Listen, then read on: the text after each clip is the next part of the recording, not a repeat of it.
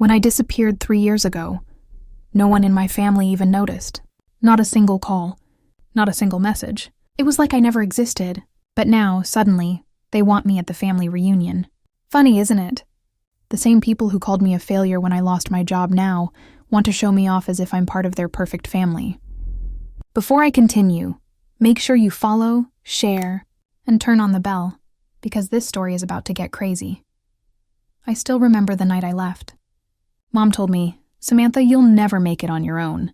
You'll come crawling back." Dad just nodded in agreement. And my sister Claire, she laughed. She had just gotten her promotion and couldn't wait to tell everyone how unstable I was. So I packed my suitcase quietly, walked out of that toxic house, and never looked back. For months, I struggled. I lived in a tiny apartment, working 2 jobs just to afford food. There were nights I cried myself to sleep, thinking maybe they were right about me. But something inside me refused to quit. I started freelancing online, learning skills no one in my family ever believed I could master. While they posted vacation pictures and fake smiles on social media, I was building something real, something powerful. Fast forward 3 years. Yesterday, Claire called me out of nowhere. "Sammy, oh my God, everyone misses you.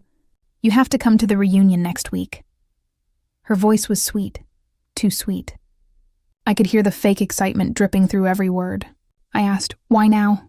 And she said, "Because you're family, and it wouldn't be complete without you." But here's what she didn't know. I'm not the same Samantha they once pitied. The broke loser they laughed at is now the CEO of a 7-figure company, and I built it all in silence. And I'm going to that reunion. Not for them, but for me. To show them what happens when the person they broke learns how to rebuild. The drive back to my hometown felt heavier than I imagined. Every mile closer made my chest tighten, memories flooding in, every insult, every smirk, every time they made me feel small. The reunion was being held at our old family estate, the same house where I spent years being treated like the afterthought. When I pulled up, I saw their fancy cars lined up across the driveway. It looked exactly how I remembered it, perfect from the outside, but rotten inside. As I walked toward the entrance, I could already hear the laughter. The same mocking kind of laughter that used to make me freeze. But this time I wasn't the same scared girl. I was wearing confidence like armor, a tailored suit, my company's diamond logo pin on my lapel, and the calm smile of someone who knew her worth. Claire was the first to see me. She froze for a second before pretending to be excited. "Oh my God, you actually came," she said, hugging me like we were best friends. I could feel her eyes scanning me from head to toe. The designer bag, the car keys in my hand. Her fake smile trembled. Then she whispered, "Wow, you look different." Inside, everyone stared, some out of surprise, some out of confusion. My father gave a slow, awkward nod. My mother forced a smile. For a few minutes, the room felt like a stage, everyone waiting for me to explain myself, like I owed them a story. Claire, of course, couldn't help herself. "So, Sammy," she said loudly, enough for everyone to hear, "what have you been doing all this time? Still trying to find yourself?" I looked around the room, the people who once mocked me now hanging on to every word. I smiled and said quietly, "Yeah, I did find myself. And a few $1 million along the way." The room fell silent. Forks froze midair. I could see Claire's jaw tighten, my father's eyes widen. I didn't raise my voice. I didn't need to. The truth was heavy enough to shake the room. But that was just the beginning. What they didn't know was that my next move would turn their entire reunion upside down. Claire's fake smile cracked for the first time in years. She let out a small laugh, pretending she hadn't heard me right. "A few million? Oh, come on, Samantha. Don't tell me you joined some online scam." Her friends giggled beside her, but their laughter felt forced, like they were unsure whether they should be laughing with her or at her. I didn't respond. Instead, I walked past her toward the main table, where my parents sat. My father's expression was unreadable, pride buried beneath years of ego. "You should have told us you were coming," he said in his usual controlling tone. "We would have prepared something." "I think you already did," I said, glancing at the giant banner that read, family reunion, celebrating success and legacy. I raised an eyebrow. Whose success are we celebrating this year? Claire's new boutique that hasn't opened yet? Or Daniel's consulting firm that hasn't had a single client? The air grew thick. Claire's face went pale and Daniel looked away. My father cleared his throat, clearly uncomfortable. My mother tried to smooth things over. Samantha, honey, let's not make this about money. Money? I interrupted softly. You're right, Mom. It's not about money. It's about respect. Something I had to buy for myself since I never got it here. For a moment, no one spoke. The silence was louder than their insults had ever been. Then Claire tried again, desperate to take control. All right, enough drama. Let's just have dinner. You can tell us about your, what was it, little business? I smiled, leaning back. Oh, you mean the one that Forbes featured last month? The one that just hit a valuation higher than Dad's entire company? Chairs scraped. Someone gasped. My father's fork clinked against his plate. The entire table stared at me like they'd seen a ghost. I took a slow sip of water, keeping my calm. But don't worry, I added with a smirk. I didn't come here to brag. I came to return something that belongs to this family. Their confusion turned to curiosity instantly. Return what? My father asked, his voice shaking slightly. I placed a sleek black folder on the table and pushed it toward him.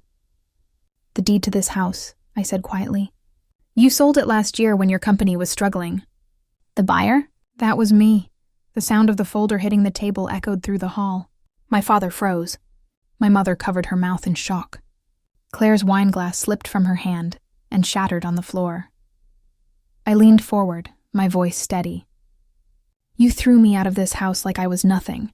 Now, every wall, every room, every brick here belongs to me. The room went dead silent, but I wasn't finished yet. The real shock, the one that would change everything, was still waiting for them. My father's face drained of color. For the first time in my life, he didn't have words ready to crush me with. His hand trembled slightly as he opened the folder, scanning the documents with disbelief. This can't be real, he muttered. Oh, it's real, I said calmly, my voice slicing through the thick silence. You mortgaged this house to cover your company's debt. When the bank auctioned it, I was the anonymous bidder. Claire shot up from her seat, fury flashing across her face. You're lying. You couldn't afford something like this. You were a broke dropout with no plan. I turned to her slowly, letting a small smile tug at my lips. You're right. I was a dropout.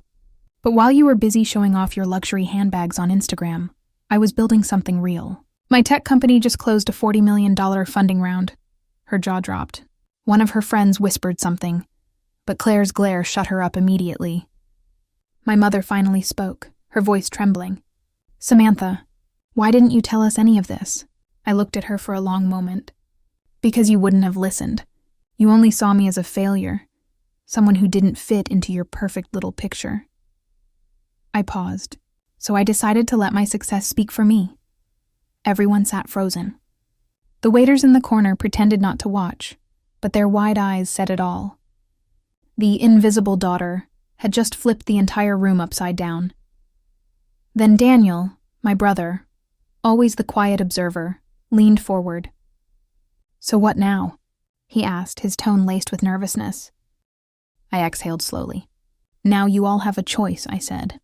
You can keep pretending I'm the same girl you threw away, or you can accept that I don't need this family's approval anymore. Because the truth is, I stood up, my chair scraping against the polished floor. I didn't come back for closure. I came back to remind you that the one you all underestimated is the one who owns everything you built your pride on. My words hit like thunder. My father looked down, ashamed. My mother's eyes filled with tears. Claire clenched her fists, but she couldn't meet my gaze. I took a deep breath and turned toward the door. But just as I was about to leave, my father's voice broke through the silence. Fragile, desperate. Samantha. Wait. I stopped, not turning around. The same man who once told me I'd never be worth anything now sounded like someone afraid of losing it all. What do you want me to say, Dad? I asked quietly. He hesitated. I'm sorry. The word hung in the air, heavy, broken, and far too late. I closed my eyes for a second, then finally turned back. "No, you're not," I said softly. "You're just sorry I finally made it without you." And with that, I walked out, leaving behind the same family who once shut the door on me, only this time I was the one who owned the key. The next morning, the entire city woke up to headlines that sent shockwaves through the business world. TechVision acquires Preston Industries in $85 million deal. Preston Industries, my father's company. My phone buzzed endlessly with calls, messages, and media requests.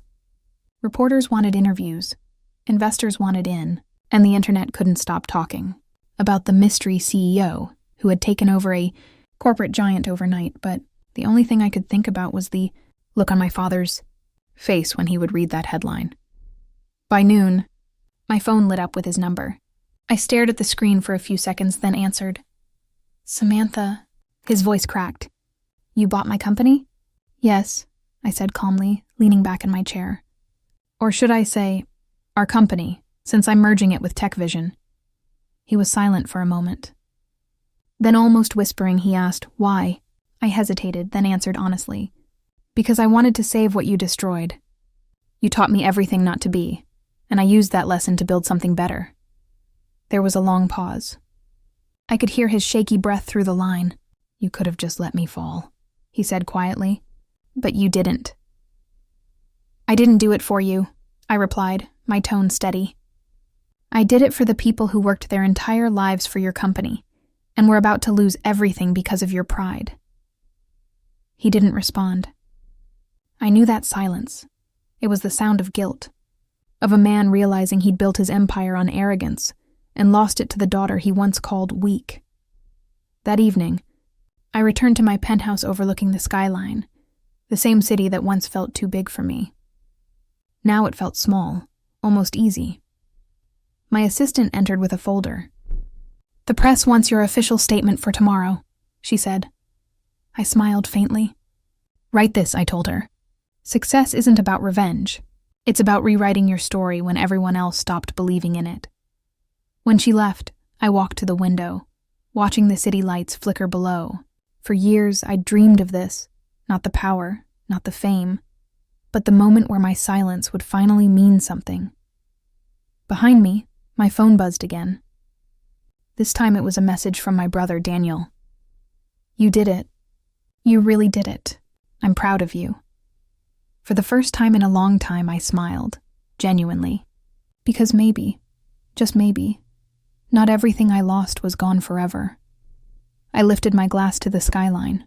"To the girl they forgot," I whispered, "and to the woman they'll never underestimate again." Little did I know, that was just the beginning of a legacy they would never escape. A month later, the Preston family reunion was held at the same mansion where it had all begun, the one I had been kicked out of years ago.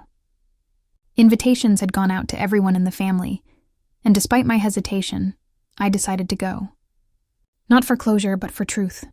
When I arrived, the entire crowd went silent. The sound of my heels against the marble floor echoed through the hall as every head turned. My father froze mid-sentence. My mother's forced smile faltered, and whispers filled the room. She actually came. "Is that Samantha? She looks different." I wasn't the same girl they had thrown away. My confidence walked in before I did. Tailored suit, calm composure, and the quiet power of someone who had nothing left to prove. "Surprised to see me?" I said softly, looking straight at my parents. My father cleared his throat. We didn't know if you'd show up." "I almost didn't," I said, scanning the faces around me. "But then I remembered, you invited me not because you missed me, but because now you need me." The room went still. No one dared to breathe. My uncle tried to speak up. "Now, Samantha, that's not fair." I cut him off. "Fair? You all watched as they kicked me out with nothing but a backpack. You whispered behind my back, called me a disgrace, and pretended I didn't exist. And now that my name is on every headline, suddenly I'm family again." A murmur spread across the hall. My mother's eyes filled with tears. "We made mistakes, Samantha. We just didn't understand." "Understand what?" I asked. "That your daughter could succeed without your permission?" Silence. Then one of the younger cousins stepped forward, a girl about 17. "I watched your speech online," she said nervously. "You said success isn't revenge. It's rewriting your story. That changed something for me." For a moment, the anger in my chest eased. I looked at her and smiled faintly. Then maybe that's what I was meant to do all along. I turned back to the crowd. "I'm not here to humiliate anyone. I just want you to remember. The person you throw away today might be the one you'll have to face tomorrow." The hall stayed silent as I walked out, my heels clicking like punctuation marks on the end of a long, painful sentence. Outside, the night air was cold but freeing. My driver opened the door to my car, a sleek black vehicle with the Tech Vision logo etched on the side. As I sat inside, I looked back at the mansion one last time. The lights glowed through the windows, but I didn't feel drawn to them anymore. That world, their world, wasn't mine. Mine was bigger, louder, brighter. I whispered to myself, "They didn't notice when I left the state. But now they'll never forget that I came back." And with that, I smiled, not out of revenge, but peace. Because the girl they once ignored had become the woman they could never overlook again.